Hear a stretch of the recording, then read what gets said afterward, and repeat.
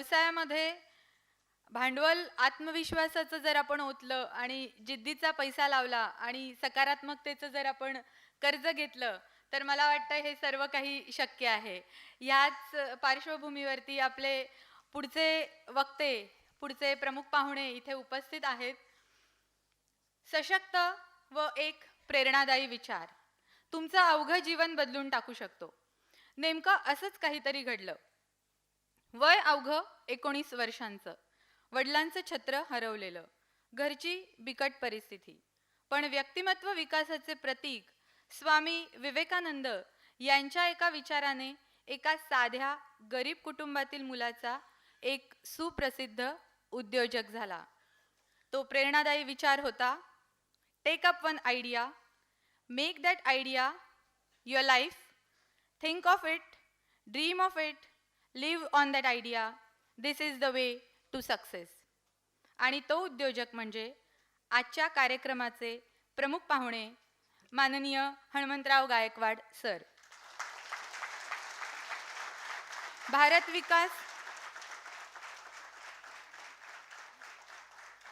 विकास ग्रुपचे संस्थापक व सर्वेसर्वा, ज्यांनी आपल्या कार्यातून दाखवून दिले आहे की एकाग्रचित्तेने, आत्मविश्वासाने व जिद्दीने जर एखाद्या गोष्टीवर आपले संपूर्ण लक्ष केंद्रित केले व सातत्याने, चिकाटीने ध्येयमार्गावर चालत राहिले तर यश निश्चितच लांब नाही.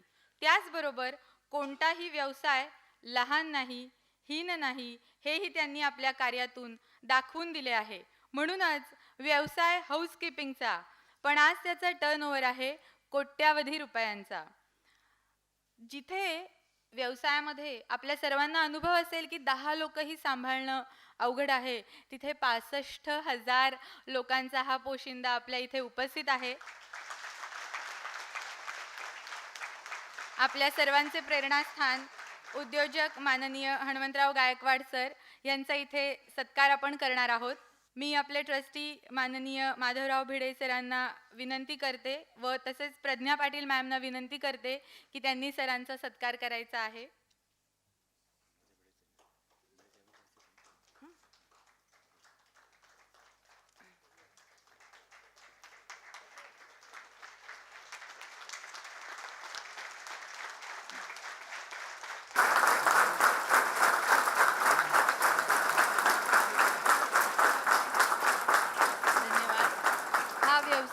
हा प्रवास, ह्यातील अनुभव, मला वाटतं हे सांगण्यासाठी मी माननीय हणमंतराव गायकवाड सरांना विनंती करते आहे की त्यांनी आम्हाला मार्गदर्शन करायचं आहे.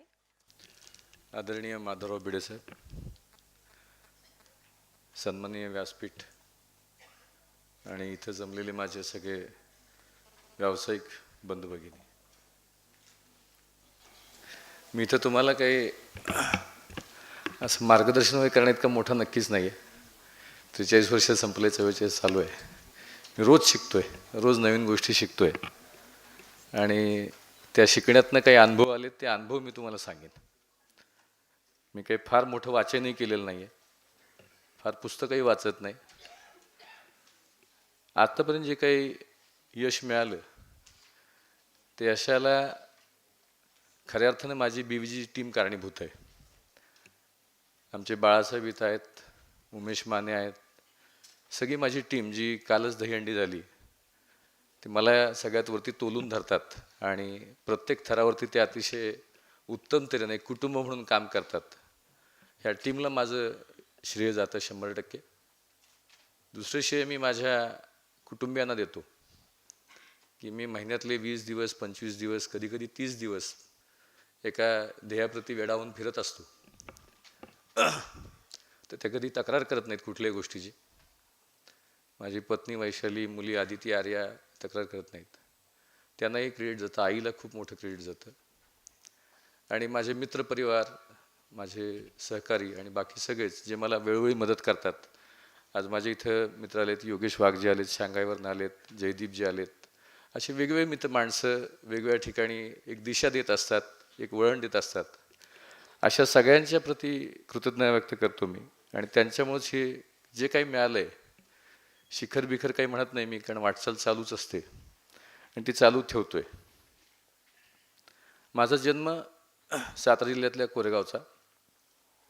आमचं गाव रहिमतपूर सातारा जिल्ह्यामध्ये. थोडीशी शेती होती आमची 2 एकर. मला वडिलांना वाटलं की हनुमंत हुशार आहे, लहानपणीच हुशार असल्यामुळं आम्ही सातारला राहायला आलो. सातारला राहायला आल्यानंतर 10 बाय 12च्या खोलीत राहायला लागलो. आणि त्याच्यामध्ये एक मी सांगतोय यासाठी की काही लोक माझ्याशी अशा परिस्थितीनं गेले असावेत. दुसरे ज्याच्या घरात लाईट असते तो माणूस श्रीमंत असतो, अशी एक माझी भावना होती. कारण 6वीत जाईपर्यंत आमच्या घरात लाईट नव्हती. बटन दाबले की लाईट लागते असा माणूस श्रीमंत असतो. नंतर वाढदिवसाला चॉकलेट वाटणं आम्हाला कधी जमलं नाही, कधी शाळेच्या कुठल्या सहलीला जाता आलं नाही. पण 4थीला स्कॉलरशिप मिळाली. आणि 4थीला स्कॉलरशिप मिळाल्यानंतर असं लक्षात आलं की जे तथाकथित श्रीमंतांची मुलं आहेत त्यांना मिळाली नाही, आपल्याला मिळाली. हे आपल्यात किती वेगळंपण आहे. आणि एक आपल्यातलं मी वेगळा आहे असं थोडंसं वाटलं. माझ्या वडिलांना वाटलं की हनुमंत हुशार आहे म्हणून आपण पुण्याला शिफ्ट करूया. म्हणून आम्ही मग 1983 साली 6वीला पुण्याला शाळेला आलो. मी फुगेवाडी नावाचं गाव आहे पुण्याच्या जवळ, दापोडीच्या पुढं. तिथं 10 बाय 10च्या खोलीत राहायला लागलो. रमणबाग नावाची शाळा आहे पुण्यामध्ये, त्या शाळेत मला घातलं होतं. जायला यायला 50 पैशाचं तिकीट असायचं आणि बऱ्याच वेळेला ते 50 पैसे देखील नसायचे. माझी आई परकर शिव, ब्लाऊज शिव अशी कामं करायची.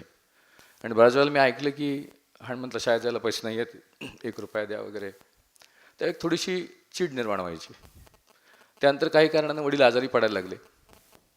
आमच्याकडे पैसे नसल्यामुळं पुण्याचं ससून हॉस्पिटल, बुधराणी हॉस्पिटल अशा वेगवेगळ्या सरकारी हॉस्पिटल किंवा ट्रस्ट हॉस्पिटलमध्ये कधी 15 दिवस कधी 1 महिना आजारी असायचे. आईचं कानातलं 200 रुपयाला, मंगळसूत्र 500 रुपयाला 5% व्याजदराने मी गहाण ठेवून पैसे आणण्याचं मला आठवतं आहे. त्यातनं एक चांगलं झालं की वडील जेव्हा चांगले असे तेव्हा खूप चांगले संस्कार करायचे, चांगले विचार ऐकवायचे, छत्रपतींच्या गोष्टी सांगायचे, सी.डी. देशमुखांच्या गोष्टी सांगायचे. एक ध्येयवादी हो म्हणायचे, जे काय करशील ते चांगलं कर म्हणायचे. आणि पुण्यामध्ये अशीच व्याख्यानं असायची. त्याच्यामध्ये प्राचार्य शिवाजीराव भोसले साहेब त्यांचं एकदा मला विवेकानंदचं व्याख्यान ऐकायला माझे वडील घेऊन गेले. आणि तेव्हा ठरवलं की हे आपलं दैवत आयुष्यामध्ये. 9वीत असताना मी विवेकानंदांचं व्याख्यान ऐकलं. एकदा तसंच छत्रपती शिवाजी महाराजांच्यावरती व्याख्यान ऐकलं. ते दुसरं दैवत ठरवलं. आणि 10वीला चांगले मार्क मिळाले, 88% मार्क मिळाले. आईनी तोपर्यंत आईला माझ्या शाळेत शिक्षिका म्हणून नोकरी लागली होती. आईने त्याच्या मुख्याध्यापकांना विचारलं की हनुमंतला चांगले मार्क मिळाले, त्याला कुठं घालू? तर त्याने सांगितलं डिप्लोमाला ॲडमिशन घ्या. म्हणून मी गव्हर्नमेंट पॉलिटेक्निक डिप्लोमाला 88 साली ॲडमिशन घेतलं. सगळी हुशार मुलं इलेक्ट्रॉनिक्सला जातात म्हणून मी इलेक्ट्रॉनिक्सला ॲडमिशन घेतलं. पहिल्या वर्षी 74% मार्क पडले. दुर्दैवानं सेकंड इयरला माझ्या वडिलांचं निधन झालं. वडिलांची अपेक्षा होती की मी IAS ऑफिसर व्हावं आणि मलाही वाटत होतं की मी IAS ऑफिसर व्हावं. मी आईला म्हटलं की मला त्यावेळेला 74% थर्ड इयरला मिळाल्यानंतर मला गव्हर्नमेंट इंजिनिअरिंग औरंगाबादला ॲडमिशन मिळत होतं. आमचे वडील एकटेच होते, आजोबा एकटेच होते. आजी आजोबा रहिमतपूरनं पुण्यात आमच्या घरी छोट्याशा त्या 10 बाय 12च्या खोलीत राहायला आले. आई म्हटली तू पुण्याबाहेर जाऊ नको, पुण्यातच थांब. मग घराजवळ आम्ही राहायला त्यावेळेला पिंपळीगुरू नावाच्या गावात राहायला आलो होतो. आणि जवळपासची कॉलेजेस 1 लाख डोनेशन मागत होती. 12,000 रुपये फी भरायची भ्रांत होती. तर डोनेशन कुठून देणार म्हणून मग एक नवीन कॉलेज झालं होतं VIT अप्पर इंदिरानगरला. तिथं मी ॲडमिशन घेतलं. आईनी 15,000 रुपये कर्ज काढलं पुणे अर्बन बँकेचं. आणि मी सायकलवरनं रोज 21-42 किलोमीटर जायला यायला चालू केलं. माझ्या वर्गातली म्हणजे माझ्या मागच्या वर्गातली माझी मुलं ही डिप्लोमाला आमच्या चौधरी सरांच्याकडे विचारायला गेली की साहेब डिप्लोमाचे क्लासेस घ्यायचे आहेत. मी कधीही डिप्लोमाला छोट्या पुस्तकाचा अभ्यास केला नाही. कन्सेप्ट क्लिअर करून घेतल्या. साईन वेव्हज का क्रिएट होते, ट्रायंग्युलर का होत नाही, स्क्वेअर का होत नाही, अशा बेसिक गोष्टींचा अभ्यास केला होता. आणि त्याच्यामुळं चौधरी सरांनी सांगितलं की हनुमंत गायकवाडचे कन्सेप्ट क्लिअर आहेत, तुम्ही त्याला विचारा तो क्लास घेतोय का. आणि मग मी जवळपास 16 मुलं माझ्याकडे क्लासला जॉईन झाली. आणि पहिल्या वर्षी 200 रुपये एका विषयाची फी, असे 4 विषय आम्ही शिकवायला चालू केलं. योगेश शात्रे जो आता माझ्याबरोबर काम करतो तो आणि मी दोघांनी क्लासेस चालू केले. एका सद्ग्रस्ताने, आम्हाला जागाच नव्हती क्लास घ्यायला, गव्हर्नमेंट पॉलिटेक्निक शेजारी एक गॅरेज होतं, बंगला होता, त्या बंगल्याचं एक गॅरेज होतं. त्या मालकाने गाडी बाहेर काढून ठेवली आणि त्यांच्या गॅरेजमध्ये क्लास घ्यायला चालू केलं. नंतर जॅम सॉसच्या बाटल्या विकायला चालू केलं, एक एजन्सी घेतली, त्या विकायला चालू केलं. मग छोटी मोठी पेंटिंगची कामं घ्यायला चालू केलं, ती चालू केली आणि काहीतरी वेगळं करूया असं ठरवलं. विवेकानंदांचं एक पुस्तक मी किमान 100, 200, 300 किती वेळा माहीत नाही, मन आणि त्याची शक्ती, एक छोटंसं पुस्तक आहे. त्यावेळेला 5 रुपयाला मिळायचं, 7 रुपयाला मिळतं. जी काही ताकद आहे ती सगळी ताकद तुमच्यात आहे. लेक्चर ऐकून तुम्हाला मार्ग दिसू शकतो, पण पाणी तुम्हालाच प्यायला लागतं, काम तुम्हालाच करायला लागतं. ती जी शक्ती आहे ती तुमच्यातनं जागृत व्हायला पाहिजे. ती झाली तर तुम्हाला कोणी रोखू शकत नाही. ते मन त्याची शक्ती एक वाक्य त्याचं हे केलं. दुसरं एक विवेकानंदांचं एका वाक्यानं खूप आयुष्यावरती परिणाम केला. जेव्हा दशदिशा निराशेच्या अंधकाराने भरून गेल्या होत्या, तेव्हा मी म्हणत होतो, झुंजा झुंजत पुढे चला. आज दशदिशा किंचित उजळल्या असतील, तेव्हा देखील तोच संदेश आहे, झुंजा झुंजत पुढे चला. ह्या वाक्यावरती प्रवास चालू केला.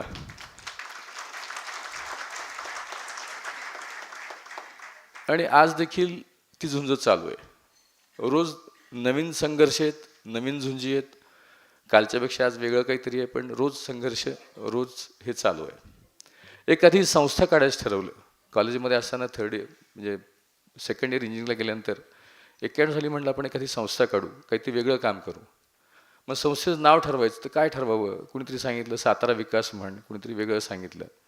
म्हटलं भारत विकास प्रतिष्ठान अशी संस्था काढू. आणि 91 साली ह्या संस्थेचा लोगो तयार केला मी 19 वर्ष असताना. भारताचा नकाशा काढला. हा देश महान आहे, आपण खरंच भाग्यवान आहोत की इतक्या महान देशामध्ये आपला जन्म झाला आहे. म्हणून भारत विकास प्रतिष्ठान नाव ठरवलं आणि लोगो काढला. भारताच्या नकाशाभोवती सूर्य काढला आणि मध्ये एक पणती काढली. देशाचा प्रकाश सगळीकडे जाऊ दे आणि मला पणतीसारखं काहीतरी वेगळं काम करायची संधी मिळू दे, हा विचार होता. काय होणार माहीत नव्हतं, काय करणार माहीत नव्हतं, पण विचार होता. आणि मग त्याचं रजिस्ट्रेशनला टाकलं. संस्था, ट्रस्ट आणि सोसायटी रजिस्ट्रेशनसाठी 93 साली रजिस्ट्रेशन मिळालं. त्याला फॉलोअप कसा करायचं माहीत नव्हतं. 2 वर्षांनी ते आपलं त्यांना वाटलं कोणी फॉलोअप नाही केला, पाठवून दिले त्यांनी घरी सर्टिफिकेट. 94 साली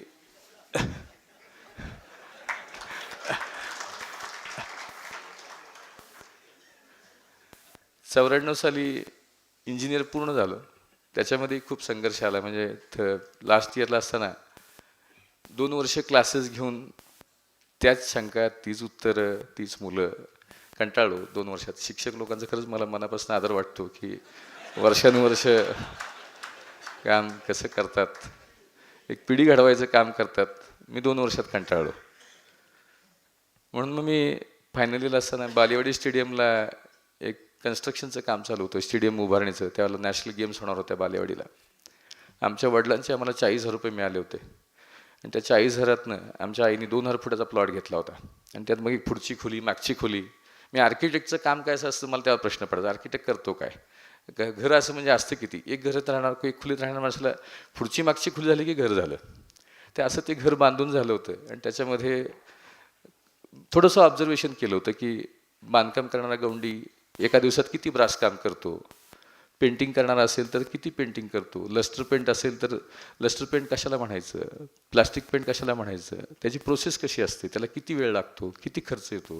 आणि लक्षात आलं की ह्याच्यामध्ये 40-50% मार्जिन आहे, चांगला मार्जिन धंदा आहे. आमचे जगन्नाथ माझा इथं आला आहे, जो आता ड्रायव्हिंग करतो, गेले 20 वर्ष माझ्याबरोबर आहे. तो आला, असे 4-5 लोकांची टीम आली आणि छोटी छोटी कामं पेंटिंगची घ्यायला चालू केलं. आणि मग ते स्टेडियमचं काम घेतलं, 3 लाखाचं काम घेतलं. 1.5 लाख रुपये प्रॉफिट मिळणार होता. शंकर महाराज मठात तिथं जाऊन गाढववाले बघितले, कारण गाढवं लागत होती कामाला. त्यांना सकाळी नाश्त्याला वडापाव, संध्याकाळी त्यांचं श्रमपरेसाठी त्यांना जे काय लागतं ते सगळं असं सगळं त्यांना ते नेऊन द्यायचं मी. तेव्हा जोडीची हजेरी 150 रुपये होती. पुरुषाची हजेरी 100 रुपये, महिलेची 50 रुपये. 150 रुपये हजेरी असताना मी त्यांना 250 रुपये हजेरी दिली. म्हटलं मला 15,000 रुपये प्रॉफिटची फी कमवायची होती, लाख 1.25 लाख प्रॉफिट होणार होता. म्हटलं ह्यांना पण देऊ, गाढवाचे 100 रुपये वेगळे, असं 350 रुपयाचं पॅकेज ठरवलं होतं. आणि त्यात काम केलं. काम अतिशय उत्तम केलं, दर्जेदार केलं. पण मी इलेक्ट्रॉनिक्स इंजिनिअरिंग, मी तिथं थोडंसं सांगितलं होतं त्या मॅनेजमेंटच्या लोकांना की मी स्वतः कमवून शिकतोय आणि थोडंसं सिव्हिलचं जे काही जुजबी ज्ञान होतं ते सांगितलं होतं. लेवल कशी चेक करायचं माहीत नव्हतं. त्याच्यामुळं मग ते लातूरला भूकंप झाला, स्पर्धा पुढे गेल्या आणि त्याच्यामध्ये काही ठिकाणी 3 इंच पाणी साठलं, काही ठिकाणी 6 इंच पाणी साठलं आणि मग आमच्या मामाने आईला हे कुठनं धंदे करायला सांगितले होते. कुणी सांगितलं होतं हे नसते उद्योग वगैरे वगैरे. खूप हे झालं. मग सकाळी 7ला जे स्टेडियमला जाऊन बसायचो, रात्री 1पर्यंत बसायचो, 2पर्यंत बसायचो. त्या लोकांच्या लक्षात आलं की साहेब अडचणीत आला आहे. ते मला म्हटले की असं साहेब आम्ही बघितलं नाही. लोक सगळे निगोशिएट करतात, बार्गेन करतात, तुम्ही जास्त पैसे दिले आम्हाला. तर त्यांनी मला सांगितलं की तुम्ही काळजी करू नका.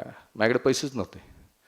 मग कोणाच तरी दुसरं बांधकाम चाललं होतं, कोणाच ती खडी, कोणाच ती वाळू, कोणाच ते सिमेंट, असं ते रात्रीच सगळं आणून ठेवायचे. सकाळी आम्ही गेलं की डेपो फोडायचा आणि लेवलचं काम चालू करायचं.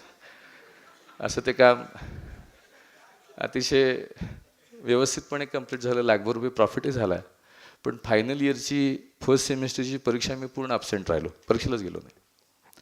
नंतर दोन्ही एक्झाम एकाच वेळेला दिली आणि फर्स्ट क्लासमध्ये पास झालो आणि टाटा मोटर्समध्ये नोकरीला लागलो. टाटा मोटर्समध्ये नोकरी लागल्यानंतर आमचे सातारा, सांगली, कोल्हापूर, काही इथं माझे तिकडचे मित्र असतील, बहुतेक सगळे आमचे सातारा भागातले लोक ITI, Karad ITI, Patan ITI, अशा वेगवेगळ्या ITIतनं टाटा मोटर्समध्ये वर्कर म्हणून काम करायला लागतात. ऑपरेटर 1 म्हणतात त्यांना. ऑपरेटर 1 to ऑपरेटर 6 अशी त्याची प्रमोशन्स असतात त्यांची. त्यानंतर सुपरवायझरची 3 प्रमोशन असतात. त्यानंतर M1 असतं. तर आमच्या सातारा भागच्या लोकांना वाटायला लागलं की आपल्या गावचं पोरगं M1 झालं आहे म्हणजे खूप मोठा साहेब आहे. आतमध्ये कोणी विचारत नसतं आपल्याला, पण लोकांच्या अपेक्षा खूप असतात. लोकांच्या अपेक्षा खूप असतात की आपण काहीतरी त्यांच्यासाठी करावं. आणि माझ्याकडं मग आमची गावची मुलं, गावचे पुढारी लोक घेऊन यायला लागले आईकडं, माझ्याकडं की साहेब 7वी पास आहे, नोकरी लावा, 10वी नापास आहे, काहीतरी काम द्या. दरम्यानच्या काळात मी कंपनी माझी समजत होतो, टाटा मोटर्स कंपनी माझी समजत होतो. मला 8,000 रुपये पगार होता, वर्षाला 1 लाख रुपये पगार होता. वायरिंग हार्नेसचं परचेस मला फायनली त्यांनी करायला सांगितलं आणि वायरिंग हार्नेसच्या परचेसमध्ये जवळपास 2.5 कोटी रुपयाच्या वायरिंग हार्नेसचा स्टॉक ॲब्सोल्यूट झाला होता, स्क्रॅप पडला होता. त्याचं स्क्रॅप अप्रूव्हल मिळालं. त्याला आमचे रावळसाहेब एक्झिक्युटिव्ह डायरेक्टर होते, त्यांच्याकडनं त्याचं स्क्रॅप अप्रूव्हल मिळालं होतं. मी म्हटलं काही दिवसापूर्वी आपण चहा पित नव्हतो रुपया नाही म्हणून, आणि आता हे 2.5 कोटी रुपये स्क्रॅप करायचे. मी आमच्या साहेब लोकांना विचारलं की साहेब हे परत वापरू शकतो आपण, यात काही खराब झालेलं नाही आहे. ते म्हटले कशाला नसते उद्योग करतोय, कोण अभ्यास करणार त्या ड्रॉइंगचा, तुला करायचं असेल तू कर. मग कंपनीची 1 रुपयाची मदत न घेता ते 2.5 कोटी रुपये वाचवले. वर्षाला 1 लाख रुपये पगार असताना त्याच्यामुळे की रेकग्निशन मिळालं कंपनीमध्ये की हा नवीन GT काहीतरी वेगळं काम करतोय, कंपनीसाठी काम करतोय. त्यावेळेला आमचे वायनाथ म्हणून एक साहेब होते, व्हाईस प्रेसिडेंट होते. त्यांनी एकदा मला बोलवून विचारलं त्यांच्या केबिनमध्ये की बेटा बहुत अच्छा काम करते हो, what you expect from the company.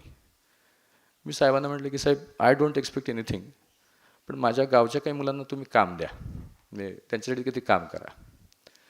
तर त्यांनी सांगितलं काय काम करतील. म्हटलं साहेब त्यांना हेल्परचं काम द्या. म्हटलं हेल्परचं काम नाही आपल्याकडं, पण इंडिका प्लांटचं इरेक्शन चालू होतं आहे आणि तिथं we are looking for new housekeeping contractor, तुझ्या गावची मुलं ते काम करतील का. म्हटलं आनंदानं करतील, काय अडचण नाही. ही चर्चा माझी जानेवारी 97 झाली साहेबांच्याबरोबर चर्चा. बुधवारी किती झाली होती, गुरुवारी टाटा मोटर्सला सुट्टी असायची. मी गुरुवारी उमेश माने जे आमचे व्हाईस चेअरमन आहेत, उमेश त्यावेळेला 2 वर्ष माझ्यापेक्षा मोठा, रहिमतपूरचाच, नातेवाईकच, एका बँकेत मॅनेजर होता. उमेश का निवडला, मी 3रीत, उमेश 5वीत असल्यापासून माझी मैत्री. मी 5वीत गेलो, उमेश 7वीत गेला. आमच्या रहिमतपूरला एक थिएटर असायचं, जसं रात्रीच पिक्चर दाखवायचं, म्हणजे अंधार पडला की पिक्चर दाखवायचे, एक जमिनीवर बसून पडदे वगैरे. तिथं मला उमेश दादागिरी करून तिकीट न काढता पिक्चर घेऊन बघायला जायचा.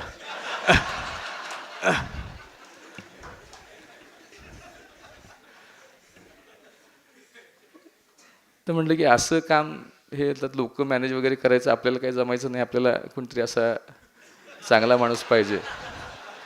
आणि मग उमेशचाही माझ्यावरती प्रचंड विश्वास. मी त्या दिवशी सकाळी मी चर्चा केली आणि संध्याकाळी उमेश माझ्याकडे घरी आला आणि मला म्हटलं साहेब राजीनामा दिला. म्हटलं तुझ्या ऐकण्यात काहीतरी चूक झाली. सकाळी मी म्हटलं होतं की काम मिळणार आहे, मिळालेलं नाही आहे, मिळणार आहे. तर म्हटलं नाही तुम्ही सांगितलं बघायचं, मी सोडली नोकरी.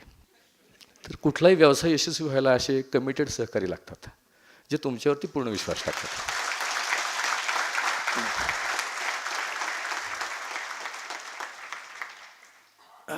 मग जवळपास 4 महिन्यांनी त्या सगळ्या प्रोसेस सगळ्या टाटा मोटर्सच्या होऊन 22 मे 97ला आम्ही 8 लोकांनी हाऊसकीपिंगचं काम चालू केलं. इंडिका प्लांटमध्ये 4 लोक, जे ब्लॉकमध्ये 2 आणि कार प्लांटमध्ये त्या एच ब्लॉकमध्ये 2, 8 लोकांचं काम चालू झालं. पहिल्या महिन्याचं बिल 12,009 रुपये झालं. पहिल्या वर्षी 8 लाखाचा टर्नओव्हर झाला. दुसऱ्या वर्षी प्लांटचं काम कंप्लीट झालं. आम्ही कंपनीला म्हटलं आपण मेकॅनायझेशन करू, यंत्रणाचं थोडंसं, मग त्यात नाविन्य काहीतरी आणायचं की लोक पोछा मारायचे. आम्ही म्हटलं मेकॅनायझेशन करू, स्क्रबिंग ड्राईंग मशीन्स आणू, व्हॅक्यूम क्लिनर आणू. आणि टाटा मोटर्सने त्या विचाराला पाठिंबा दिला. टाटा फायनान्सने कर्ज दिलं, पैसे नव्हते. टाटा फायनान्सने कर्ज दिलं, टाटा मोटर्सने गॅरंटी दिली. आमच्या बिलातनंच टाटा फायनान्सला पैसे वजा होऊन जायचे. आणि आम्ही इंडिका प्लांटचं सगळं मेकॅनाइज हाऊसकीपिंग चालू केलं. त्यावेळेला एका वेळेला आम्ही जवळपास 40 लाखाची मशिनरी घेतली. ते काम चांगलं चालू व्हायला लागलं. मग नोकरी करायची, काही करायचं. 99 साली लग्न झालं. टेल्कोत असल्यानंतर चांगली मुलगी मिळते, मग ते झालं व्यवस्थित. लग्न झाल्यानंतर मात्र मला हे उद्योजकता जी कॉलेजमध्ये असल्यापासून चालू होती ती काही मला स्वस्थ बसू देत नव्हती. मी आईला म्हटलं, आई मी नोकरी सोडतो. मग आईने मला थोडंसं बरंच पॅम्परिंग, की आईला त्यावेळेला 5,000 पगार, मला 10,000 रुपये पगार झाला होता. म्हणजे नुकतंच लग्न झालं आहे, आपल्या 7 पिढ्यात एकच मुलगा आहे, तुला कोणी चुलते मालते नाहीत, धंदा कोणी केला नाही, कंपनीची बस येते दारामध्ये, कंपनीत जेवण मिळतं, तुला कुठून अशी दुर्बुद्धी सुचती आहे. असं जवळपास 3-4 महिने घरामध्ये ही चर्चा चालू होती. आईला म्हटलं, आई खोटं बोलणार नाही, चुकीचं काम करणार नाही, आशीर्वाद दे. आणि नंतर वैशालीने पण पूर्ण पाठिंबा दिला. आणि 2001 साली मी टाटा मोटर्सची नोकरी सोडली. म्हणजे 2000 साली 2 वेळा राजीनामे दिले, 2 वेळा त्यांनी फाडून टाकले. तिसऱ्यांदा म्हटलं जायचंच नाही आता उद्यापासून, आणि 2001 पासून जायचं बंद केलं. छत्रपती शिवाजी दुसरे आदर्श आहेत. हाऊसकीपिंगचा धंदा आम्ही काही इन्व्हेंट केला नाही, खूप लोक करतात. मला आता 2-3 माझे मित्र भेटले इथं, त्यांनी माझ्यापासून म्हटले प्रेरणा घेऊन चालू केले. मला आनंद आहे, कारण हा व्यवसाय कोणीही करू शकतं, ह्याला काही फार एंट्री लेवल बॅरियर्स नाही आहेत. म्हटलं आपण पुण्याबाहेर जाऊ. मग असा विचार चालू केला. त्यावेळेला इनामदार म्हणून एक साहेब होते किर्लोस्कर ऑइल इंजिनमध्ये, त्यांची बदली झाली होती. त्यांनी नोकरी सोडून GE पॉवरमध्ये बँगलोरला नोकरी घेतली होती CEO म्हणून. तर त्यांनी मला विचारलं की तुम्ही बेंगलोर येऊन काम कराल का? म्हणजे साहेब करू. मग 8 लोकांचं काम त्यांनी GE पॉवरचं दिलं. आम्ही सुमो गाडी घेतली होती त्यावेळेला, मुलं गाडीत भरली, बँगलोरला गेलो, काम चालू केलं, मशीन्स घेतल्या आणि अतिशय उत्तम काम केलं. उत्तम काम केल्यानंतर तिथं उमेश नावाचे एक HR मॅनेजर होते. त्यावेळेला मला शिर्डीचं देखील कॉन्ट्रॅक्ट मिळालं. 2001 साली शिर्डीचं काम मिळालं. तर शिर्डीचं काम मिळाल्यानंतर आम्ही साईबाबांचे फोटो घेतले ओरिजिनल. त्यावेळेला गिफ्ट काय द्यायचं माहीत नव्हतं, पैसे नसायचेच. तर मग बाबांचे ओरिजिनल फोटो घेतले. ते उमेश साहेब साईबाबांचे भक्त होते, त्यांना ते ओरिजिनल फोटो वगैरे दिला, शालबिल दिली. त्यांना म्हटलं साहेब तुम्ही मला काम जर चांगलं असेल तर काही लोकांना तुमच्या मित्रांना सांगता का, HR मॅनेजर्सना. मग त्यांनी हिम्मत सिंग कासिडेमध्ये सांगितलं, पार्लेमध्ये सांगितलं, आणि अशी 7-8 कंपन्यांची तिथली कामं मिळाली बेंगलोरमध्ये. तिथं प्रसन्न शास्त्री नावाचा युरेका भाऊचा माणूस होता, त्याच्या 2 व्हीलरवरती बसून मार्केटिंग करायचो. त्याच्या मागं आता तो साऊथचा आमचा हेड आहे, त्याला त्याची मदत घ्यायचो. नंतर मग बेंगलोरला शाळा काढली, हैदराबादला शाळा काढली, चेन्नईला शाळा काढली. असं 2001, 2002, 2003 साऊथ बऱ्यापैकी एस्टॅब्लिश झालं होतं. टर्नओव्हरही 2 कोटीच्या आसपास पोचला होता. मग 2003 साली एक मोठा ब्रेक मिळाला. दिल्लीला पार्लमेंट लायब्ररी बिल्डिंग जी आहे, मुख्य पार्लमेंटच्या शेजारी लायब्ररी बिल्डिंग बांधली गेली आहे. त्याची शोभा जाऊ नये म्हणून ती जमिनीच्या 2 मजले खाली आहे ती बिल्डिंग, बेसमेंट 1, बेसमेंट 2, आणि जमिनीच्या वरती 2 मजले अशी ती बिल्डिंग बांधली आहे. तर त्या बिल्डिंगमध्ये के श्रीनिवासन नावाचे चीफ इंजिनियर होते. हे इक्विपमेंट विकणारे लोक त्यांच्याकडे जायचे की आम्हाला इक्विपमेंट तुम्ही विकत घ्या. त्यांनी सांगितलं की मला इक्विपमेंट विकत नको आहेत, मला एखादी एजन्सीचं नाव सुचवा. त्यावेळेला आमचं मग BVGचं नाव, भारत विकास ग्रुपचं नाव, आमच्या BVGचं नाव तिकडं सुचवलं त्यांनी. मी त्यांना जाऊन भेटलो, म्हटले मोठ्या मुश्किलीने सिक्युरिटी क्लिअरन्स मिळाला. 2001 साली पार्लमेंटवरती हल्ला झाला होता, मोठ्या मुश्किलीने परमिशन मिळाली आहे. तर मी 6 महिन्यासाठी ही निविदा काढेन, तुम्ही चांगलं केलं तर एक्सटेंड केलं, नाही तर मग बंद करून टाकेन. मला माझ्या टीमवरती पूर्ण विश्वास होता की ते चांगलं काम करतील. 40 लाखाची मशिनरी विकत घेतली, 6 महिने अतिशय उत्तम काम केलं, साहेबांनी ते वाढवलं. मग 2004 साली मुख्य पार्लमेंटचं काम दिलं. तिथं सिक्युरिटी एजन्सीजनी Lok Sabha chamber, Rajya Sabha chamber, central hall ह्याच्यामध्ये काम करायचं नाही म्हणून सांगितलं, बाहेरचं सगळं काम दिलं. 1 महिन्यात सगळा बाहेरचा एरिया आम्ही चकाचक करून टाकला, लाल भडक करून टाकला. तो दगड सगळा काळा झालेला लाल केला. लोक प्रश्न विचारायला लागले की अंदर गंदा है, बाहर सब अच्छा है, तो बाहर पूना की कंपनी काम करती है बीवीजी करके, अंदर परमानेंट लोग काम करते हैं. मग त्यांनी एक निर्णय घेतला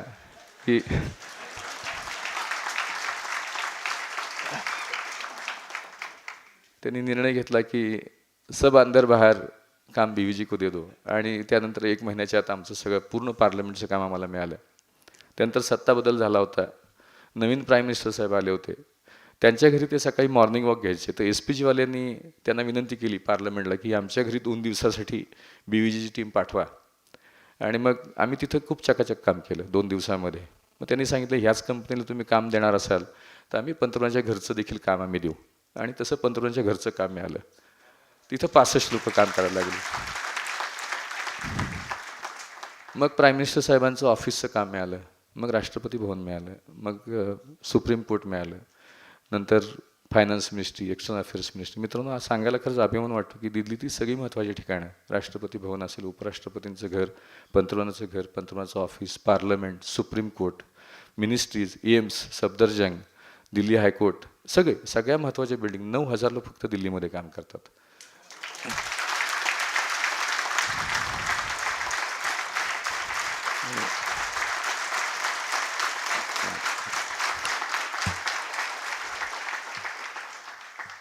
तशीच ग्रोथ बाकीच्या कंपन्यांमध्ये झाली. टाटा मोटर्सनी 2004 साली मला विचारलं की तुम्ही जमशेदपूरला येऊन काम कराल का. आम्ही म्हटलं जाऊ. मग थोडीशी सुरुवातीला भीती वाटली. जमशेदपूर अनोखं राज्य, तिथं बिहारी गुंड, पेपरमध्ये वाचलेलं. नाही म्हटलं करूया, काही अडचण नाही. मग बिहारला काम घेतलं. सुरुवातीला हाऊसकीपिंगचं घेतलं, मग लँडस्केपिंगचं घेतलं, मग इलेक्ट्रिकल मेंटेनन्सचं घेतलं, मग फिटमेंटचं घेतलं, मग गाडी बनवायचं घेतलं. असं करत करत वेगवेगळी कामं वाढवली. मग एकदा गुवाहाटीला काम मिळालं. गुवाहाटीला काम मिळाल्यानंतर तिथं ते सल्फा उल्फा असं बरंच प्रकार असतो की तुम्हाला एक वेगळा टॅक्स द्यायला लागतो तिथं काम करायचं असेल तर. म्हणजे तुम्ही कुठलंही कॉन्ट्रॅक्ट घ्या, तुमच्या बिलाच्या 10% रक्कम त्या लोकांना द्यायची. 10%.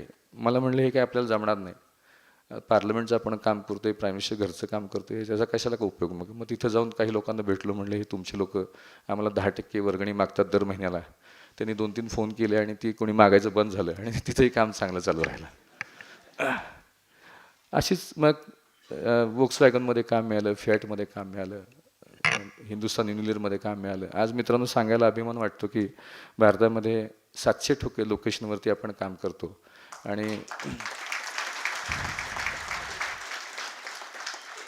म्हणजे इंडस्ट्रीजमध्ये म्हणाल तर टाटा मोटर्स आहे, बजाज आहे, महिंद्रा आहे, मर्सिडीज बेन्झ आहे, हुंडाई आहे, वोक्सवॅगन आहे, मग हे होंडा मोटर्स आहे, हिंदुस्तान युनिलिव्हरचे 5-6 प्लांट आहेत, ITCचे 5-6 प्लांट्स आहेत. पतंजली योगपीठचं काम ज्या दिवशी चालू झालं पतंजली योगपीठ त्या दिवसापासून आमच्याकडे आहे. नंतर देवस्थानांचं पण काम करतो. शिर्डी संस्थान आपल्याकडे आहे. त्र्यंबकेश्वरलाही आम्ही काम करतो, भीमाशंकरलाही काम करतो, तिरुपतीचंही काम करतो, सिद्धिविनायकाचंही मुंबईचं काम करतो. काल टीम गेली आहे वैष्णोदेवीचं काम फायनल करायला, पुरी जगन्नाथपुरीचं काम फायनल झालं आहे. असं सगळ्या ठिकाणी काम चाललं आहे. एक फायदा होतो, ज्या दिवशी माझा वाढदिवस असतो त्या दिवशी या सगळ्या मंदिरात सगळे पुजारी अगदी मनोभावे पूजा करतात आणि मला प्रसाद पाठवतात. आमच्या ग्रोथमध्ये त्या आशीर्वादाचा एक खूप मोठा वाटा आहे. आणि मग थोडंसं वेगवेगळ्या क्षेत्रामध्ये डायव्हर्सिफिकेशन करायचं ठरवलं. 4 वर्षापूर्वी महाराष्ट्रामध्ये एक निविदा आली होती इमर्जन्सी मेडिकल सर्व्हिसेसची. त्याच्यामध्ये कंडिशन होती की 100 ॲम्ब्युलन्स चालवायचा 2 वर्षाचा अनुभव पाहिजे. भारतामध्ये 2च कंपन्या होत्या ज्यांच्याकडे हे असा अनुभव होता. आम्हाला कोणी कंपनीच मिळाला. बऱ्याच हॉस्पिटलचे नाव, कोणाकडे 10 ॲम्ब्युलन्स आहेत, कोणाकडे 12 आहेत, कोणाकडे 15 आहेत. मग सर्च केलं इंटरनेटवरती. लंडनला एक कंपनी सापडली की जिच्याकडे 350 ॲम्ब्युलन्स होत्या. त्यांच्याशी बोलणी करायला माणसाला पाठवलं. असं असं काम आहे, तुम्हाला काही लायबिलिटी येणार नाही, तुम्हाला घर बसले दर महिन्याला पैसे देऊ आम्ही, तुमचं नाव आम्हाला द्या.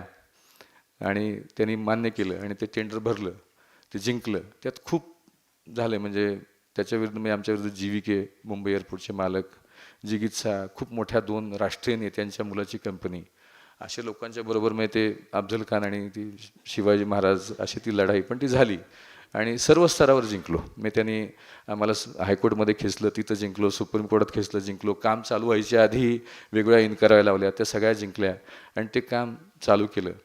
मित्रांनो 3 वर्षामध्ये दरवर्षी 300 ॲम्ब्युलन्स चालू करायच्या होत्या 3 वर्षामध्ये.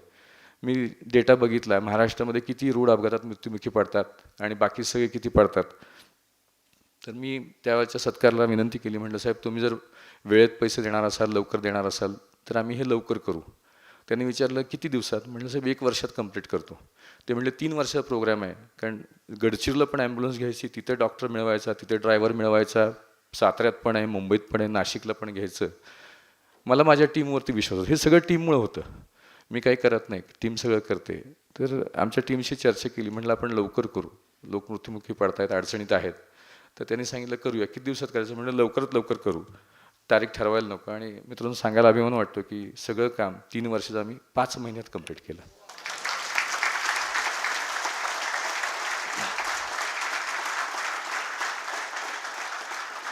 आणि त्याचा फायदा असा होतोय की कालचा रोज आमच्याकडे डेटा येतो.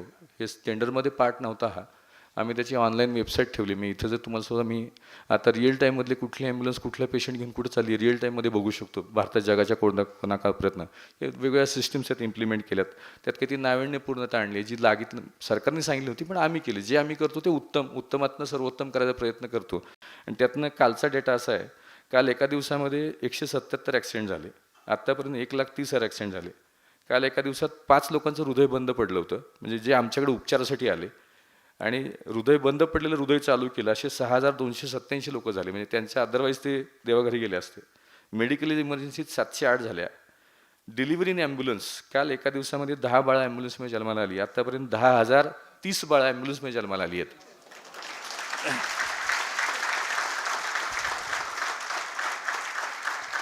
इतर इमर्जन्सी ज्या आहेत त्याच्यामध्ये स्नेक बाईट आहे, फॉल आहे, अशी कुठलीही इमर्जन्सी, अशा 802 इमर्जन्सी झाल्या. टोटल काल एका दिवसामध्ये 1,702 लोकांना मदत झाली. आणि आत्तापर्यंत 10,40,161 लोकांना मदत झाली. म्हणजे ह्यातले 20% लोक अदरवाईज खूप हाय इमर्जन्सीमध्ये गेले असते किंवा अडचणीत आले असते. मिनिमम 20% लोकांचे 2 लाख लोकांचे यात प्राण वाचलेत.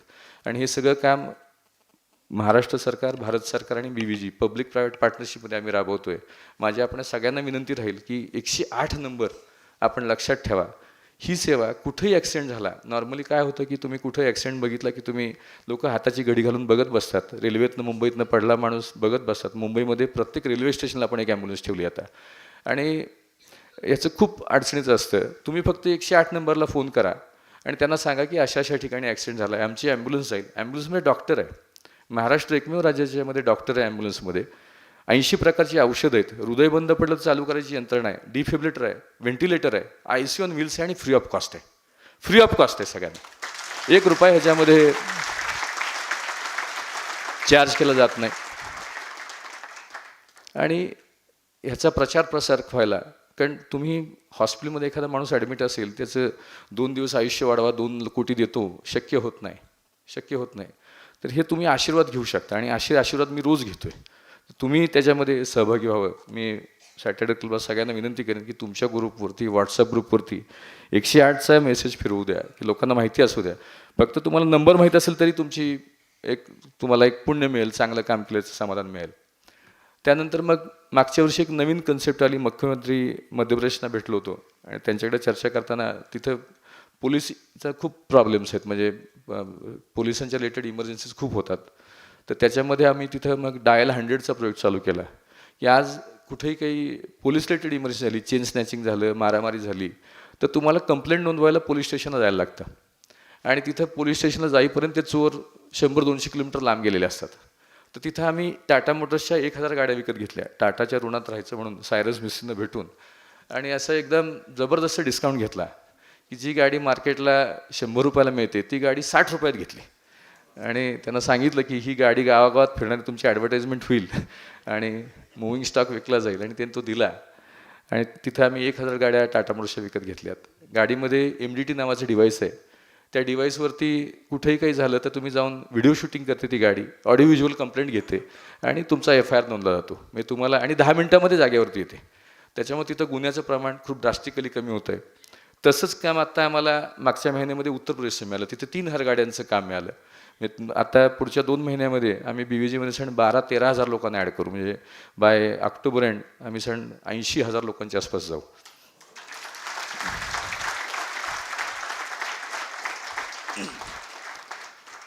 उत्तर प्रदेशचं डायल 100चं काम मिळालं आहे.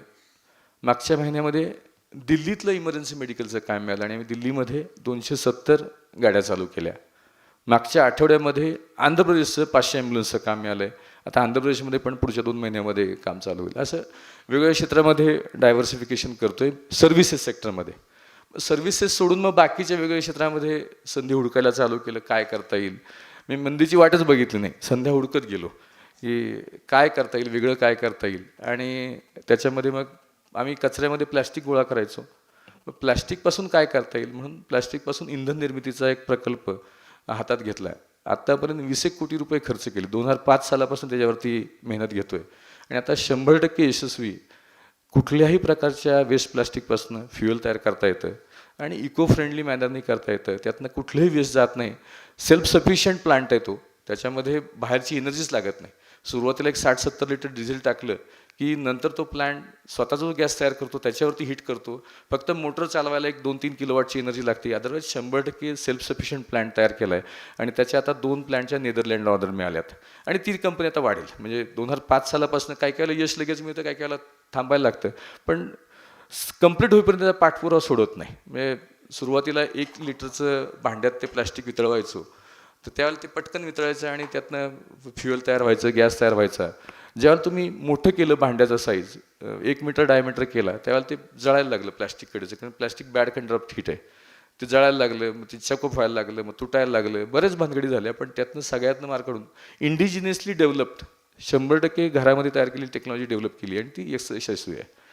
मग L&T बरोबर टायअप केला आणि उस्मानाबादला 10 मेगावॉटचं सोलर पार्क काढलं.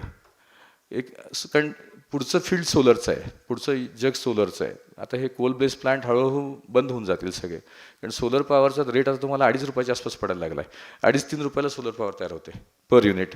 आणि तुम्हाला आता जे पूर्वी 16 रुपये टेरिफ मिळायचं ते रिव्हर्स बिडिंग आता 4 रुपये 30 पैशाला वगैरे बिडिंग आलं आहे. म्हटलं त्याच्यामध्ये जाऊया, मग ते प्लांट चालू केले. अरुणाचल प्रदेश आणि तिकडं भागामध्ये थोडंसं काम चालू आहे आमचं.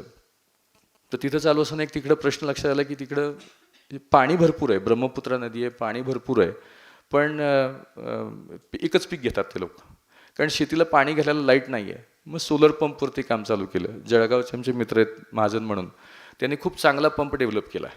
माझ्याकडे आले एकदा भेटायला की साहेब मी खूप चांगला पंप डेव्हलप केला आहे, हिताची ABB-पेक्षा चांगला आहे. म्हटलं चांगला आहे, पण मी बोलतो त्याचं महत्त्व असतं. म्हटलं मी खोटं बोलायचं नाही, चुकीचं सांगायचं नाही.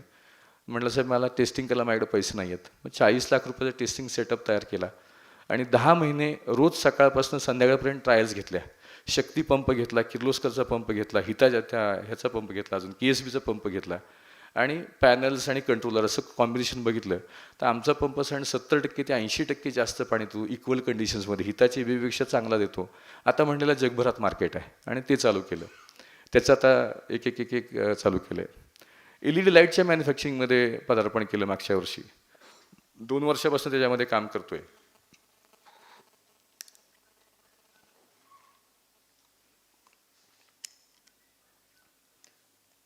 पुस्तक कुठे LED लाईटमध्ये काम चालू केलं. हां,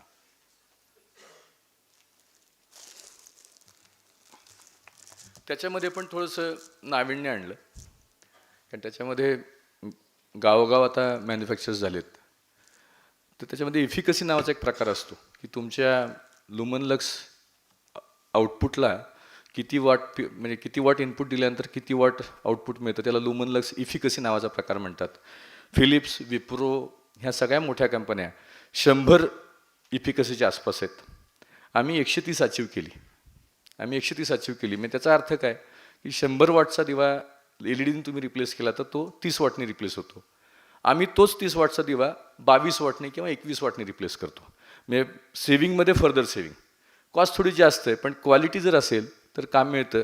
गोवा राज्याचं टेंडर असं निघालं होतं 100 कोटी रुपयाचं, ते आम्हाला मिळालं आणि क्वालिटी कम कॉस्ट बेसिसला 100 कोटीचं काम मिळालं. मी मागच्या 15 दिवसापूर्वी श्रीलंकेला जाऊन आलो.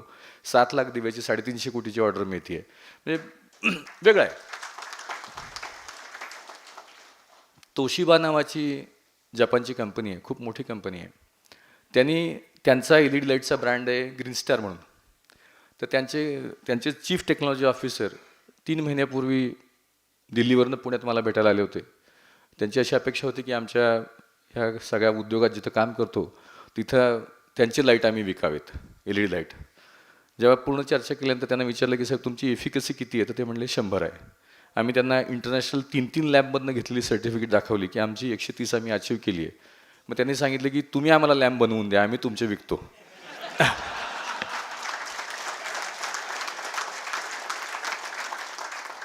त्यांना एक आम्ही कंडिशन घातली आहे, त्याच्यामध्ये त्यांच्या लिगल डिपार्टमेंटच्या मारामाऱ्या चालू आहेत. म्हटलं बाबा तुम्ही नावाच्या पुढं किंवा मागं ग्रीन स्टारच्या पाठीमागं BVG लावा, BVG ग्रीन स्टार किंवा ग्रीन स्टार BVG कुठतरी आमचं नाव लावा, तर आम्ही तुम्हाला देऊ, तर आम्हाला तुमची गरज नाही, आम्ही आमच्या पद्धतीने वाढू.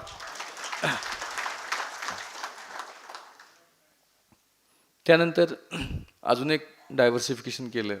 BVG लाईफ सायन्सेस नावाची एक वेगळी कंपनी काढली.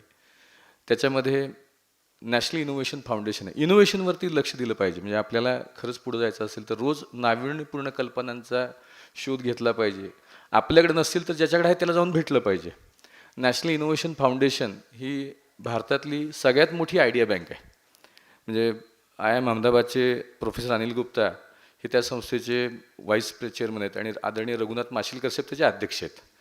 तर हे काय करतात तर वर्षातनं IIM अहमदाबादच्या मुलांचे गट तयार करतात. 10-10 मुलं बाहेर पडतात घेऊन आणि चालत फिरतात. ते म्हणजे बिहारमध्ये थंडीत जातात, गावात राहतात 10 मुलं आणि मग गावात विचारतात की ह्या गावामध्ये नेमकं काय वेगळं आहे, नेमकं काय वेगळं. तर त्या गावामध्ये कोणीतरी सांगते की असा असा वैद्य आहे, तो असं असं औषध देतो ज्यानं वजन कमी होतं. कुणी सांगतं असा असा वैद्य आहे, त्यांनी औषध दिलं तर डायबिटीस बरा होतो. तर हे ह्यातले 80% क्लेम्स हे फॉल्स क्लेम असतात, खरे नसतात. पण 20% जेन्युइन लोक असतात, पण ते लोक कन्फाईंड असतात, त्यांच्या बाहेर त्यांना जायचंच नसतं. त्यांचं म्हणणं असतं की जो मायापर्यंत पोचेल तो. आता अशा नॉलेजला पुढे नेण्यासाठी NIF काम करतं, नॅशनल इनोव्हेशन फाउंडेशन काम करतं. आणि ते मग काय करतात, त्यांचं जॉईंट रिसर्च करतात NIF आणि तो जो इन्व्हेंटर आहे त्याच्याबरोबर. नंतर ते एम्स सारख्या संस्थांबरोबर टायअप करतात, तिथं त्यांचं रिसर्च व्हॅलिडेट करतात, पेटंट घेतात, जॉईंट पेटंट घेतात.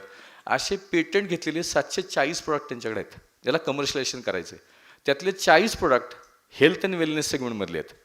त्याचा आम्ही टायअप केला आहे की त्यांचे हेल्थ अँड वेलनेस सेगमेंटमधले 40 प्रोडक्ट BVG इंडिया मार्केटिंग करेल सगळीकडं, BVG लाईफ सायन्स. आणि आम्ही एक जॉईंट व्हेंचर कंपनी फॉर्म केली आहे. आणि मागच्या वर्षी एक चहा जो त्यांनी 7 वर्ष रिसर्च करून केलेला आहे, जो त्याच्यामध्ये अँटी एजिंग चहा आहे, म्हणजे त्याच्यामध्ये एजिंग प्रोसेस स्लो होते. अँटी डायबेटिक चहा आहे, तुम्ही चहा जर घेतला तर 30 युनिट साखर कमी होते. म्हणजे मिनिमम 30 युनिट 15 दिवस चहा घेतला सकाळ दुपार संध्याकाळ की मॉर्निंग फास्टिंग शुगर तुमची 30 युनिट कमी होते. अँटी ओबेसिटी आहे, कुणाला जर असेल तर त्याच्यामध्ये महिन्याला 1 किलो वजन हमखास कमी होणार. म्हणजे दिवसातनं 3 वेळा चहा प्यायचा, बाकी काही नाही. तुमचं रेग्युलर रुटीन चालू ठेवायचं वर्षभरात. अशा वेगवेगळ्या प्रकारचा चहा, त्याचं लॉन्चिंग सर आम्ही राष्ट्रपती भवनात केलं. म्हणजे राष्ट्रपती भवनाच्या हिस्ट्रीमध्ये कमर्शियल कार्यक्रम कधी झाला नाही. आम्ही त्याचं लॉन्चिंग राष्ट्रपती भवनात केलं आणि आता त्याचं दिवाळीच्या आसपास आम्ही तो जनरल लोकांसाठी सेवेसाठी तो मार्केटला आणतोय.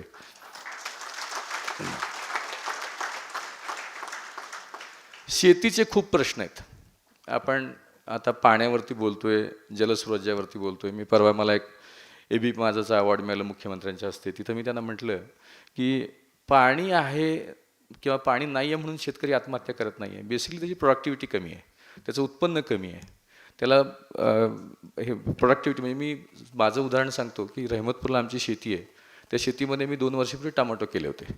एकरी 10 ते 12 टन झाले. मी आता गेले 1 वर्षापासून BVGमध्ये 2 इस्रायली लोकांना कामाला घेतले. इस्रायली प्रॉपर जीव लोकांना कामाला घेतले विथ इस्रायली पासपोर्ट. त्यांना चांगले हेफ्टी पगारही दिलेत. कशाला घेतलं की मला इस्रायलच्या टेक्नॉलॉजी समजून घ्यायच्यात.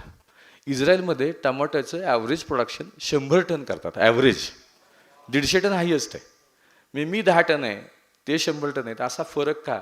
त्या कारणांचा शोध घ्यायला चालू केलं की जमिनीमध्ये आपल्याला ते आमच्याकडे काय होतं, नॉर्मली सगळी शिकलेली माणसं तुमच्यासारखी शहरांमध्ये येतात. जो डंप असतो तो शेती करतो, ज्याला फारसं नॉलेज नाही आहे तो शेती करतो, कष्ट खूप जास्त करतो. इस्रायलच्या किंबहुना भारतातल्या सगळ्या जगामध्ये आपला शेतकरी सगळ्यात जास्त कष्ट करतो, पण सगळ्यात लोएस्ट प्रोडक्टिव्हिटीला काम करतो. म्हणजे सोयाबीनची प्रोडक्टिव्हिटी आपली 12-15 क्विंटल आहे, जगामध्ये 90 क्विंटल आहे. कुठलंही पीक घ्या, अशा 22 पिकाच्यात आम्ही टेम्पलेट तयार केल्यात आणि त्याची प्रोडक्टिव्हिटीचे चार्ट तयार केलेत. आणि हँड होल्डिंग धरून शेतकऱ्याला त्याचं मार्गदर्शन करायचं आणि त्याच्यामध्ये काम करायचं ठरवलं आहे. त्याच्यामध्ये मग प्रोडक्ट आणलेत नवीन. आज नाशिक भागात द्राक्ष बागायतदार खूप आहेत. बाकी शेतकरी जे ह्यातले शेतकरी माझे बंधू असतील, कुठल्याही शेतीच्या पिकावरती वेगवेगळ्या किडी येतात. इटिंग पेस्ट येते, सकिंग पेस्ट येते, बॅक्टेरियल इन्फेक्शन येतं, फंगीसाईड येतं, मावा, तुडतुडा, करपा, आणि त्या शेतकऱ्याला सगळं कन्फ्यूज करून टाकतात. ते इटिंग पेस्टला हे, सकिंग पेस्टला हे, बॅक्टेरियल इन्फेक्शनला हे, करपा असेल तर हे, अशी वेगवेगळी 8-10 औषधं त्याला घ्यायला लागतात. राजकोटचे एक आमचे सायंटिस्ट मित्र आहेत जे पुन्हा रामकृष्ण मिशनच्या माध्यमातून मला भेटले. त्यांनी 15 वर्ष कॅनडामध्ये, 3 वर्ष इंडियन ॲग्रिकल्चर रिसर्च काउन्सिलमध्ये 3 वर्ष, असं त्यांनी 18 वर्ष रिसर्च करून एक प्रॉडक्ट डेव्हलप केलं आहे नॅनो टेक्नॉलॉजीचं, की तुम्हाला 8-10 व्हरायटीच्या ऐवजी एकच व्हरायटी वापरायला लागते. पहिलं रिडक्शन आहे 10पासून 1ला. ते एक आहे ते हर्बल आहे, आपण पिऊ शकतो, मी स्वतः पिऊन बघितलं आहे, काही होत नाही. पण कुठलीही कीड 10 मिनिटाच्या वरती जगत नाही, 10 मिनिटात मरते. महाराष्ट्र शासनाकडे आम्ही 8 महिने टेस्टिंग ट्रायल करायला लावलं आणि परमिशन प्राप्त असलेलं एकमेव प्रॉडक्ट आहे आपलं राज्यामध्ये जे सर्व प्रकारच्या कीड आणि रोगांना रामबाण म्हणून उपाय करत आहे. त्याचं आता मागच्या महिन्याचं मार्केटिंग चालू केलं, जबरदस्त रिझल्ट आहेत. दुसरं आणलंय BVG ॲग्रो मॅजिक. त्याच्यामध्ये काय केलंय की कुठल्याही पिकाची सण 30 ते 40%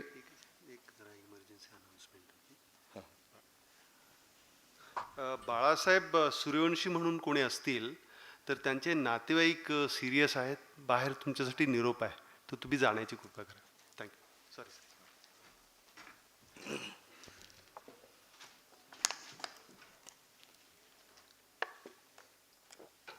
तर ॲग्रो मॅजिक म्हणून जे प्रोडक्ट आणले ते देखील त्या शेतीची किमान 40 ते 50% जास्त वाढ करतं. ॲग्रो न्यूट्री म्हणून चेन्नईचं एक सायंटिस्ट आहे शेषाद्री, जे अरविंदो फार्माचे CEO होते, त्यांनी एक खूप चांगलं प्रोडक्ट डेव्हलप केलं आहे. तर त्यांचं ते प्रोडक्ट घेतले. असे वेगवेगळ्या क्षेत्रात जे तज्ज्ञ लोक काम करतात त्यांच्याबरोबर काम करतो आणि त्यांचे प्रोडक्ट लोकांपर्यंत पोहोचवण्यासाठी मदत करतो. ह्याच्यामुळं काय होणार आहे, शेतकऱ्याचा प्रोडक्शन कॉस्ट 50% कमी होणार आहे, मिनिमम 50%, काही ठिकाणी 70% पण कमी होणार आहे. उत्पन्न मिनिमम आम्ही सांगतोय की 1 वर्षात 50% वाढेल, 3 वर्षामध्ये दुप्पट तिप्पटही करू, चौपटही करता येईल, अशा पद्धतीने काम करतोय. म्हणजे आता सगळ्या ज्या व्यवसायाच्या वाटा शोधतोय त्या कॉमन मॅनशी रिलेटेड अशा वाटा शोधतोय की त्याच्यामध्ये त्याला कसं वर आणता येईल. म्हणजे खऱ्या अर्थानं BVGचा फुल फॉर्म भारत विकास ग्रुप आहे. लोक मला विचारतात की बहुतेक सगळ्या मोठ्या लोकांनी त्यांचे ग्रुप स्वतःच्या नावाने केलेले आहेत, म्हणजे मुंबई एअरपोर्टचं ते स्वतःचं नाव आहे, दिल्ली एअरपोर्टचं स्वतःचं नाव आहे. मी म्हटलं नाही, माझं हे 91 सालचं स्वप्न आहे की भारताच्या विकासासाठी पणतीसारखं ते काम करायचं, काही ते वेगळं काम करायचं, आणि त्या विचाराने काम चालू आहे. तर असं त्या शेतकऱ्यांसाठी एक काम करतोय. अजून एक कंपनी फॉर्म केली, लाईव्ह स्टॉक आणि क्रॉप रजिस्ट्री इंडिया लिमिटेड. ह्याच्यामध्ये काय केलं की भारत दुग्धोत्पादनात, म्हणजे दुधाच्या उत्पादनामध्ये भारत सगळ्यात मोठा देश आहे. आपले ॲनिमल, गाई आणि म्हशीचं पॉप्युलेशन भारताचं जगात सगळ्यात जास्त आहे, विथ लोएस्ट प्रॉडक्टिव्हिटी. आपल्या गाई म्हशीचं ॲव्हरेज दूध उत्पादन 1000 litre per year per animal आहे, तेच अमेरिकेत 12,000 लिटर आहे. असं का झालं, ह्या कारणांचा शोध जेव्हा घेतला त्यावेळेला आपल्याकडं खेडेगावामध्ये जर बघितलं तर एक नंदीवाला असतो, त्याचा एक बैल असतो, तो सगळीकडं काम करत असतो, मग त्यातनं काही फारशी प्रोडक्टिव्हिटी येत नाही.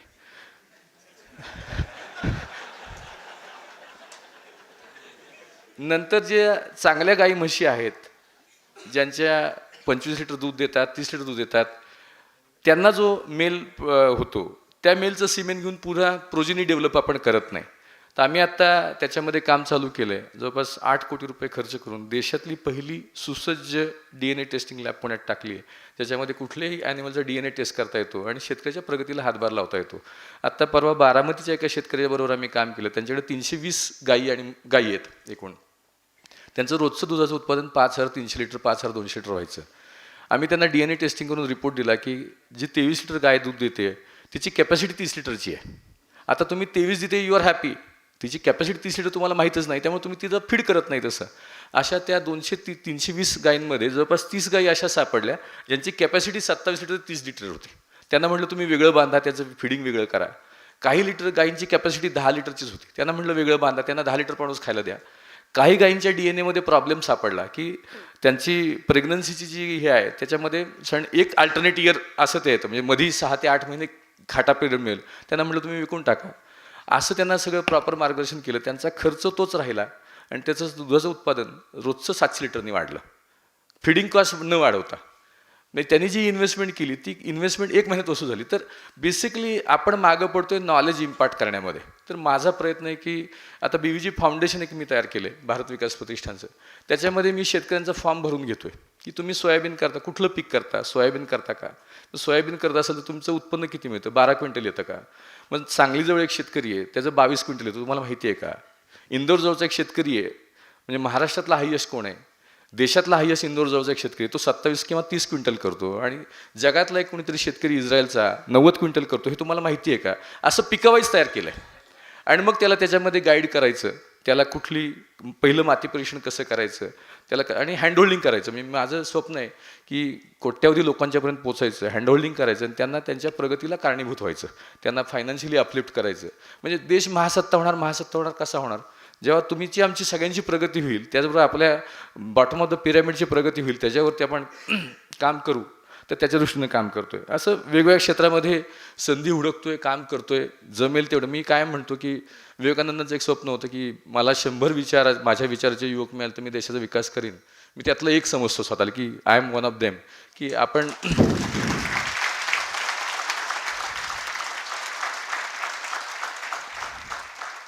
आणि मी कायम हेच म्हणतो की फार मोठे दावे करत नाही, पण मला जमेल तेवढ्या, मला झेपेल तेवढ्या भारताचा विकास मला करायचा आहे. म्हणजे फार मोठे दावे न करता जे लोक कनेक्ट होतील, मी कुठल्याही अर्थाने त्यांना वेगवेगळ्या दिशा. आणि आता बिझनेसवरती आपण बोलतोय, मग मी म्हटलं की वसुधैव कुटुंबकम झालंय, जग खेडं झालंय, मग ह्या जगाच्या खेड्यात आपण गेलं पाहिजे. मग इंग्लंड अमेरिकेत सगळेच जात आहेत, म्हटलं वेगळ्या शेतात जाऊ. मग मागचं एक 15-16 महिने झालं मी दर महिन्याला एका देशात जातो, कारण मिनिस्टर ऑफ एक्सटर्नल अफेअर्सचं काम आमच्याकडेच आहे. तिथले सगळे सेक्रेटरी, जॉईंट सेक्रेटरी मित्र आहेत, ते तिथल्या लोकल अँबॅसेडरला फोन करतात, ते माझ्या 5-6 अपॉइंटमेंट लावतात. आर्ट ऑफ लिव्हिंगचा मी सदस्य आहे, त्यांच्याकडनं मला काही मदत होते. रामदेवजी आपले मित्र आहेत, असं सगळ्यांच्याकडनं मदत होते, वेगवेगळ्या संस्थांच्याकडनं. संदीप वासलेकर साहेब आता खूप मित्र आहेत चांगले, ते 50-60 देशांमध्ये ॲडवायझरी कन्सल्टन्सी सर्व्हिसेस चालवतात, ते मदत करतात. असं मी मागचं एक 15 महिने, सुरुवातीला मी पहिल्यांदा गेलो किर्गिस्तानला. हा देश म्हणजे जायच्या आधी किर्गिस्तान कुठे मला माहीत नव्हतं. मी अफगाणिस्तानच्या वरती तिकडे गेलो, विजा मिळायला 1.5 महिना लागला.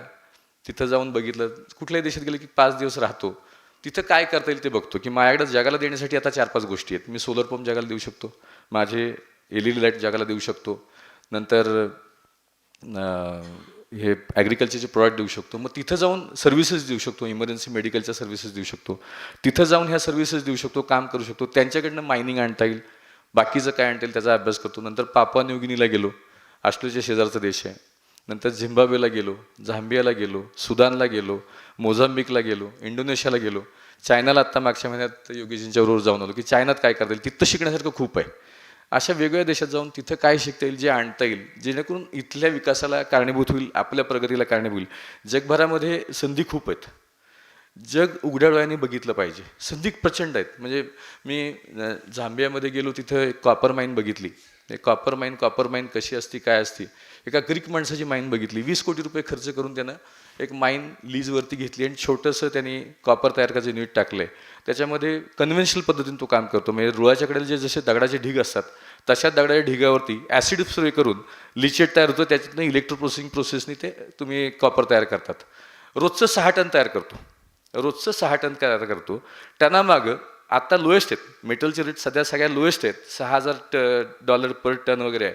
त्याच्यामुळे त्याला $1,500 प्रॉफिट होतो. रोजचा 9,000 ते $10,000 त्याचा प्रॉफिट तयार होतो.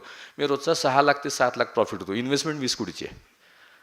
दुसरी एक कन्सन्सी म्हणून माईन बघितली, तुम्ही गुगल करा सगळे, कन्सन्सी नावाची एक माईन आहे. ती माईन जगातली सगळ्यात मोठी कॉपर माईन आहे. 1,00,000 एकरची माईन आहे. आम्ही ते PC 300 घेतलं विकत, तर मला ते पोकलेन बघितलं केवढं मोठं वाटायचं की हे पोकलेन असं पटक, म्हणजे JCBच्या तुलनेत कम्पेअर केलं की पोकलेन असं पटकन 2-3 बकेटमध्ये डंपर भरतं. तिथं मी बघितलं एक डंपर 300 टन कॅपॅसिटीचा, त्याचं चाक 12 फुटाचं आहे. म्हणजे आपण उभं राहिलं तर हात असं केलं तर ते निम्यापर्यंत पोचतो, अशी चाक. पोकलेनची बकेट 200 टनाची. ती माईन त्या 2 ऑस्ट्रेलियन भावांनी 2001 साली $300 मिलियन विकत घेतली, $300 मिलियन. आणि मागच्या वर्षी त्यांचा टर्नओव्हर $8 बिलियन आहे, प्रॉफिट $2.5 बिलियन आहे, 15,000 कोटी प्रॉफिट आहे. तर हे बघितल्याशिवाय कळत नाही. म्हणजे असं मी जाऊन बघतोय, करतोय, शिकतोय, रोज काहीतरी नवीन शिकतोय, काय करता येईल, काय वाढवता येईल असं शिकतोय. तर मला तुम्हाला काही मार्गदर्शन करण्यात इतकं नाही, पण मला तुम्हाला सांगायचं हेच आहे की संधी प्रचंड आहेत. इनोव्हेट करायला राहिलं पाहिजे, रोज अपडेट केलं पाहिजे, जे आपण करतो ते उत्तम केलं पाहिजे, उत्तमातलं सर्वोत्तमाकडे गेलं पाहिजे, कॉस्ट इफेक्टिव्हनेस आणला पाहिजे. कारण जगात स्पर्धा प्रचंड आहे. रोज कॉस्ट कमी कशी करता येईल, प्रोडक्टिव्हिटी कशी वाढवतील ह्याच्यावरती विचार केला पाहिजे. तुमचं ऑर्गनायझेशन तसंच केलं पाहिजे. स्किल डेव्हलपमेंटवरती प्रचंड काम करायची गरज आहे. मला कायम भीती वाटते, भारत महासत्ता होणार कसा होणार याचा मला खरंच मनापासून प्रश्न पडतो की 2020 साली आपण जगातल्या सगळ्यात यंगेस्ट कंट्री असू. 2020 साली सगळं जग म्हातारं होत चाललंय. जपान सरकारने भारत सरकारला 2008-9 साली मनमोहन सिंग साहेब जेव्हा गेले होते त्याला एक ॲग्रीमेंट केलं की आमचं ओल्ड एज पॉप्युलेशनला भारतातनं तुम्ही आम्हाला माणसं पुरवा, आम्ही 2,000 युरो पगार देऊ, 2,000 युरो कमिटेड पगार देऊ, 1.5 लाख रुपये पगार देऊ. एकही माणूस गेलेला नाही आहे, एकही माणूस पाठवला नाही. आपण इथं बेकारी म्हणतो का, आता आपल्याकडे तिथल्या लेवलला लागणारी माणसंच नाही आहेत. त्यामुळे मी आता स्किल डेव्हलपमेंटमध्ये पण घुसलोय आणि जगाला लागणारी रिक्वायरमेंट भारतात तर आहेच, पण जगाला काय लागेल, जगात काय विकता येईल अशा पद्धतीचे आम्ही सिलेबस तयार केलेत आणि 22 प्रकारचे वेगवेगळे कोर्सेस तयार करून पुढच्या वर्षी आमची BVGची स्किल डेव्हलपमेंट युनिव्हर्सिटी चालू होईल, ज्याच्यामध्ये जगामध्ये लागणारे लोक तयार होतील.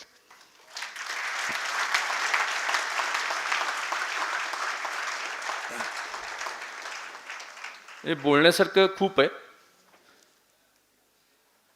मला सगळ्यांना एकच विनंती राहील की नाविन्याचा शोध घ्या. व्यवसाय करायला मला लोक प्रश्न विचारतात की काय लागतं, मी म्हणतो की अपमान सहन करायची शक्ती लागते.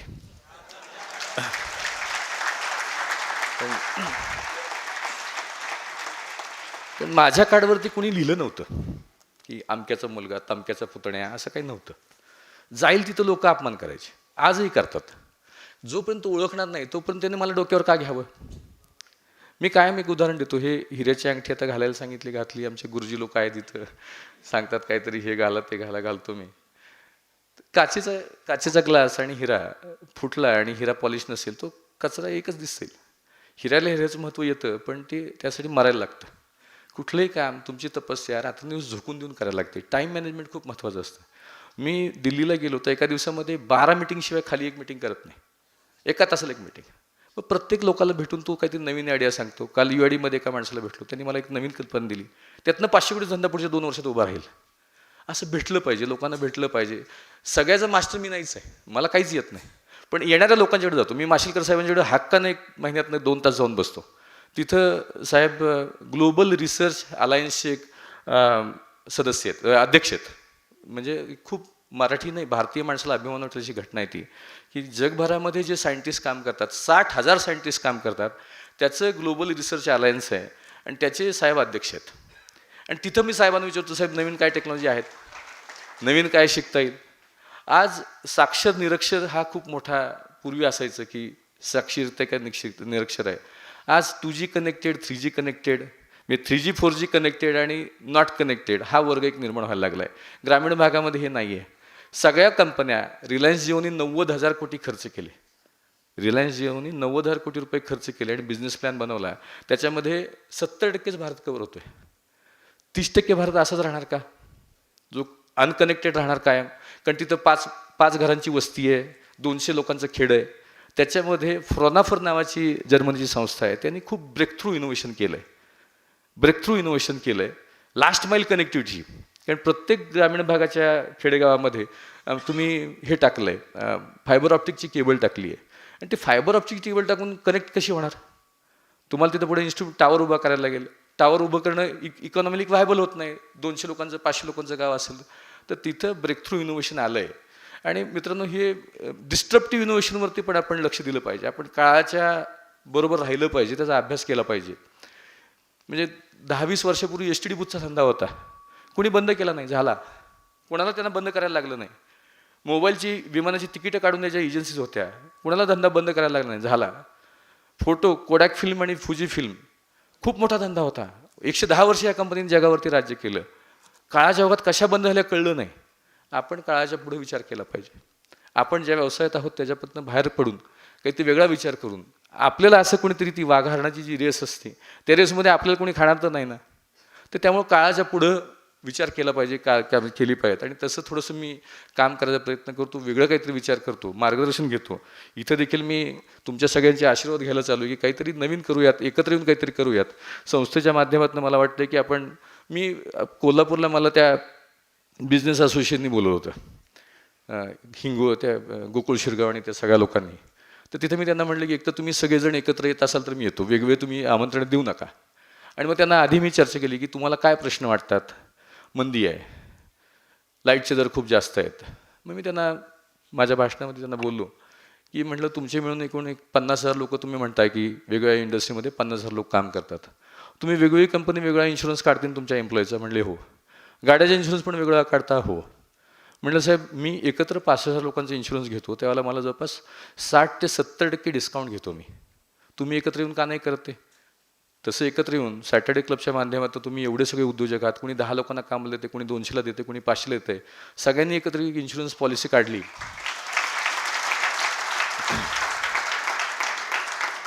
लोकांनी एकत्र काय यावं, म्हणजे मला कायम प्रश्न असतो, लोकांनी एकत्र काय यावं. प्रत्येकाला स्वार्थ असतो. नुसत्या ओळखीने कामं होतात असं नाही, तर काहीतरी प्लॅटफॉर्म एक जर तयार झाला, तुम्ही इन्शुरन्स काढला, तुमच्या प्रत्येकाकडे BMW गाडी आहे, मर्सिडीज गाडी आहे, त्याचा इन्शुरन्स तुम्ही काढता. साहेब मी मागच्या वर्षी बिल्डिंगच्या इन्शुरन्सला 90% डिस्काउंट घेतला. 90%. तर अशा खूप गोष्टी एकत्र येऊन करता येऊ शकतात, आपण काम करू शकतो.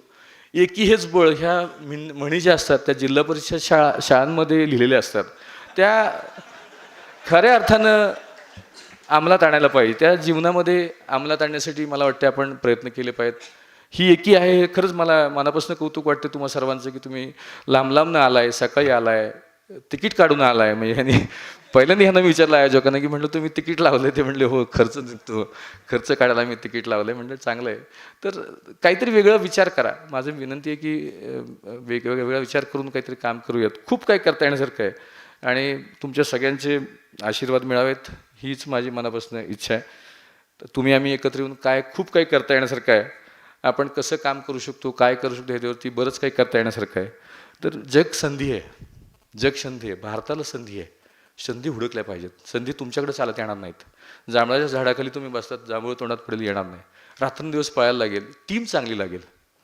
म्हणजे एखादी काम घेतलं की मागच्या आठवड्यामध्ये आम्ही 5 आयर्न ओरच्या माईन घेतल्या कर्नाटकमध्ये. 5 कॉपर, एक स्टेनलेस स्टील प्लांट आहे, 15,000 टन कॅपॅसिटीचा प्लांट आहे, त्याच्यामध्ये 50% पार्टनरशिप घेतली.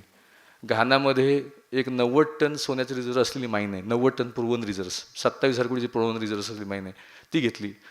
खूप आहे. जगात काम करेल एवढं थोडं आहे, फक्त विचारांची दिशा बदलली पाहिजे. आणि तेव्हा पहिल्यापासून माझं तेच वाक्य असतं की जेव्हा दशदिशा निराशाच्या अंधकाराने भरून गेल्या होत्या तेव्हा तोच संदेश झुंजत पुढे चालला. ती झुंज चालू आहे आणि सगळं क्रेडिट माझ्या टीमला जातं. मी काहीच करत नाही. माझी BVG टीम, माझं कुटुंबीय सगळ्यांच्या ऋणात राहून माझं भाषण थांबवतो. धन्यवाद.